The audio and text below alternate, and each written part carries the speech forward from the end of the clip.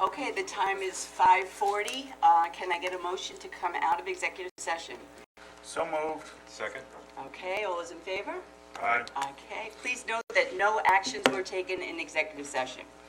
At our direction, council has prepared a resolution regarding the proposed CAT project at EPCAL with unspecified findings and alternative actions. I note that we received certain additional materials last night that we have reviewed and considered. Having considered all of the materials referenced in the resolution and having consulted with agency staff, council, and third-party experts, I propose the following findings be included in the draft resolution. Number one, the company has not provided any evidence of eligible equity to fund the project. Number two, in lieu of eligible equity, the company has advised the agency that it intends to rely on a loan, the mezzanine loan, from a third party, the mezzanine lender. Three, the financial statements provided by the company for the mezzanine lender reveal that the most significant asset of the mezzanine lender is the ownership of certain NASDAQ-traded securities, a portion of which are pledged to third-party lenders. The company has refused to provide copies of the loan documents between the mezzanine lender and its lenders. These securities are of a technology company and have been trading only since November 2021. Number four, representatives of the company have advised the agency that the mezzanine lender has opted to not transfer any of such securities to the company, pledge such securities to the company, or liquidate such securities. Number five, representatives of the company have advised the agency that the mezzanine lender has opted to not provide a letter of credit or other eligible collateral to secure its funding obligation.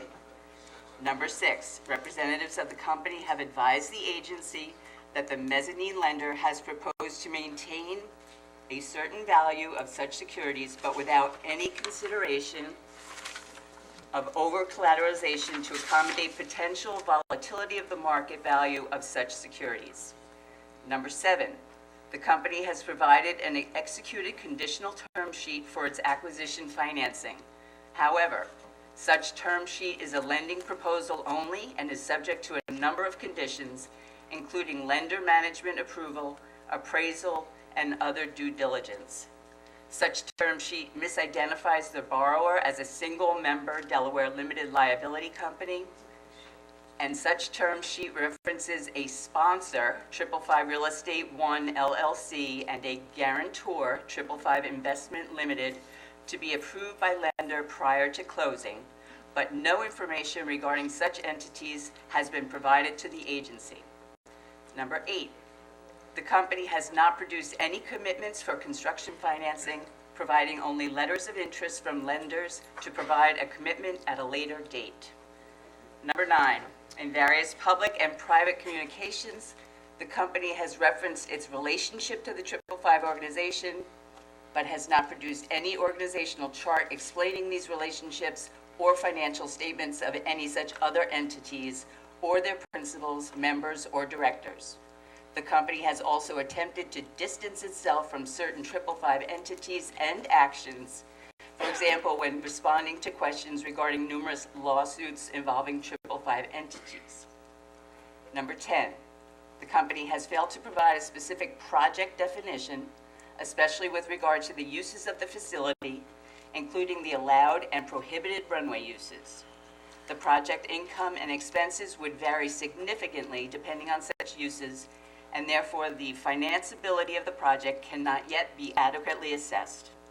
Further, without a specific project, the agency cannot adequately evaluate the application for financial assistance submitted by the company.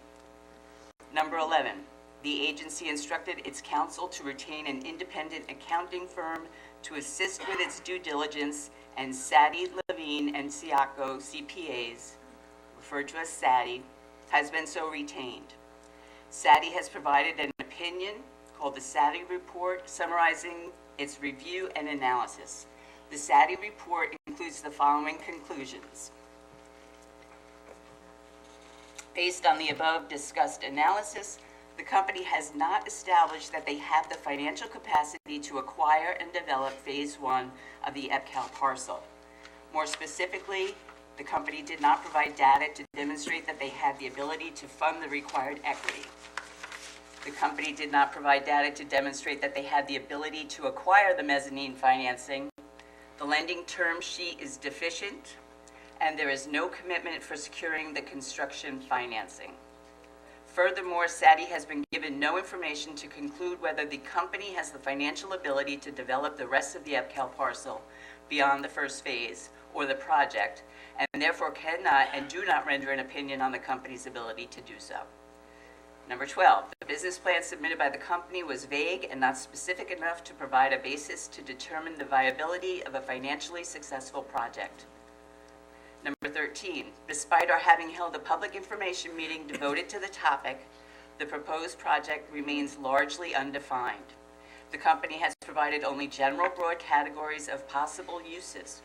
The company has advised the agency that for its specific uses will follow what the market bears.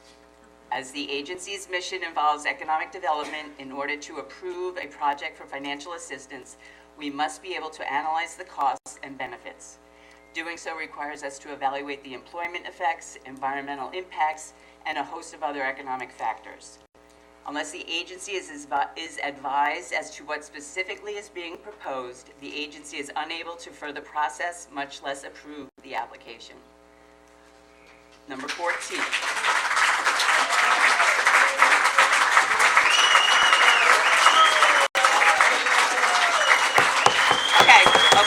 There's still more, please.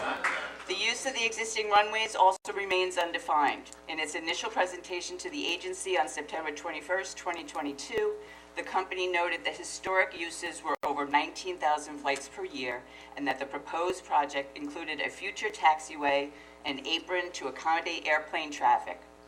Specifically, the company's expert advised the agency that the public that will be using both runways eventually for cargo and also testing at the site. However, after almost a year of contradictory statements on August 7, 2023, Justin Ghermezian, the principal owner of the company, apologized for these statements and said, "What is not being designed, considered, or proposed is a cargo jetport or a commercial aviation jetport." Yet a few minutes later, the company's counsel stated that the eastern runway has been and continues to be an active runway and would be available for such in the future. And the western runway would also be available for its historic aviation uses and or other contemplated supportive uses. In fact, the applicant has advised the agency that it would not locate any office uses near the active runway. The historic and supportive uses have not been identified, or defined. The agency is unable to properly evaluate the project on an economic, environmental, or societal level with the information provided. We do not have the requested details needed to perform a cost-benefit analysis or to hold a public hearing. The company's counsel seemed to admit as much when on August 23rd, 2023, he stated that until we have an approval on the site plan from the town board, we don't believe that there is a project that is suitable to be awarded certain types of economic incentives. The applicant has acknowledged that the town board site plan approval could take 18 to 24 months to obtain. The applicant has often referenced its relationship to 555. In her statements to the agency on August 23rd, 2023, Margaret Blakely, an executive vice president of 555, referenced several large 555 projects: the West Edmonton Mall, the Mall of America, and American Dream at the Meadowlands in New Jersey. Ms. Blakely repeatedly opined that 555's experience in these and other projects should be factored into the agency's decision for this project. However, when asked about specific entities by agency treasurer Mendelson, the company's counsel would only divulge that these entities were affiliates. Further, the company's counsel acknowledged that the lender would be vetting those things. Mr. Mendelson then stated, "Yes, while I appreciate your word for it, that's insufficient for the IDA's purpose, which is to vet it for ourselves."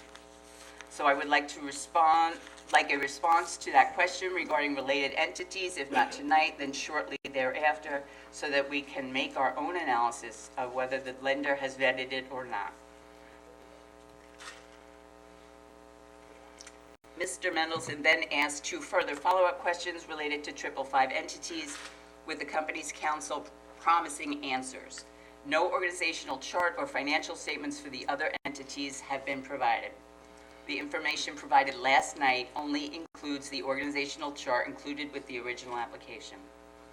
Similarly, at the public information meeting on August 23rd, 2023, the agency sought clarification and detail on a number of lawsuits, one involving alleged defaults on pilot payments to a quasi-public entity, and no details were provided.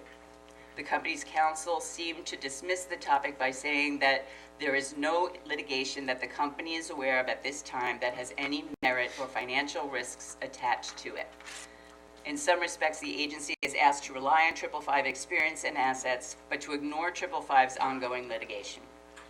On August 23rd, 2023, in response to the question, how soon would CAT be prepared to close with the town, the applicant's answer was as soon as the site plan process was finished. The company's co-counsel then contradicted that statement, opining that there would be two closings on this transaction, the first of which with the town would be imminent. The documentation submitted last night confirms the two closing scenario. The agency's Uniform Project Evaluation Criteria Policy requires that the agency assess all the material information included in connection with the application for financial assistance, and that no one factor may be determinative. The general criteria applicable to all projects include other public benefits. We find that the project is not well enough defined in order to evaluate this criteria. Likelihood of the applicant accomplishing the project in a timely fashion. We find that as the company has refused to initiate the site plan process with the town, which the company estimates will take 18 to 24 months, and given the uncertainty regarding its financing, there is not a likelihood that the project would be accomplished in a timely fashion. We consider impact to the environment and or surrounding area, and we find that the project is not well enough defined in order to evaluate this criterion.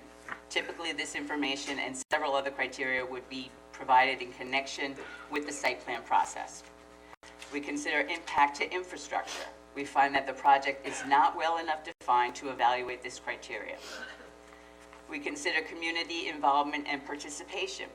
Based on the comments received at the various public meetings and provided directly to the agency, we find that the community is strongly opposed to this project. We consider developer credentials. We find, based on the statements made at the public meetings and material provided by the company, that this developer was ambiguous as to the finite developer's credentials as they apply to this project. We consider land use factors. We find that the project is not well enough defined in order to evaluate this criteria.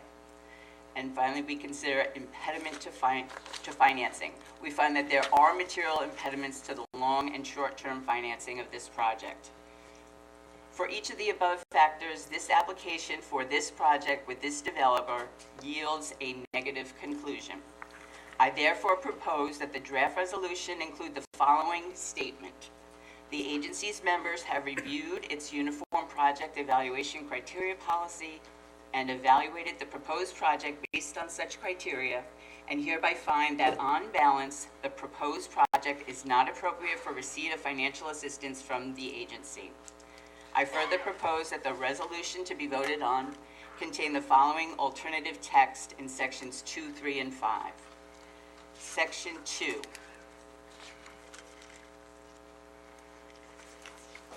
Based on the foregoing findings of the agency is unable to confirm that the company has provided assurances satisfactory to the agency of the company's financial ability to perform under the terms of Section 13A4 of the agreement.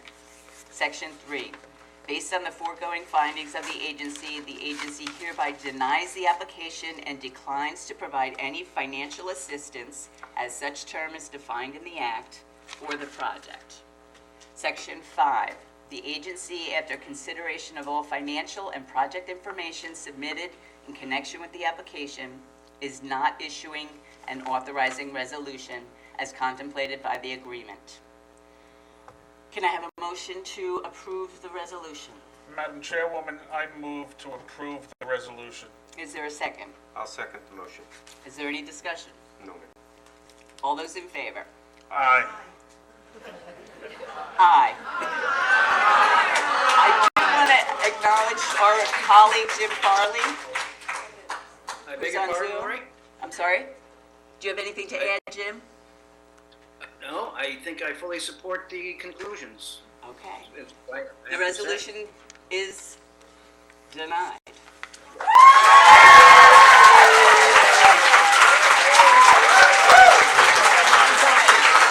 The application is denied. The application is denied, not the, hold on. The resolution is approved, the application has been denied by a vote of 3-0. Say it again. Okay, The sorry. resolution is The resolution adopted. is adopted. The application is denied by a vote of 3-0. Okay? The resolution says adopted, and council is instructed to prepare the resolution for certification consistent with the amendments that have been read this evening, and so that will take a few days to compile that information, but will be posted online as soon as that process is complete by our attorney Millen at Philip Lytle. Okay? Excuse me, Can I have a motion Can I to have- adjourn? can I have a few words, please? Yes, ma'am. Oh, sorry. It's really not the place that, I'm sorry. I'm sorry. No. We just want to say thank you. You Okay. did your I job appreciate it. well. Okay, Thank you. Thank you, I appreciate that. Thank you. Can I have a motion to adjourn? So moved. Second. All those in favor? Aye. Okay, the IDA meeting is adjourned. The project is dead in terms of the Riverhead IDA. It has been denied.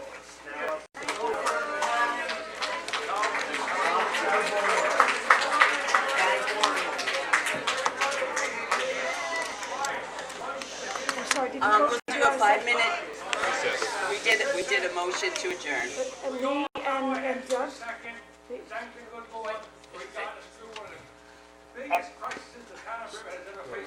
Okay. Excuse us. Oh, we're not in the meeting, so let's do a 5-minute recess between, They're still on Zoom, so. okay. We're gonna do a 5-minute recess. 5-minute break before the LDC meeting. Thank you. Nothing.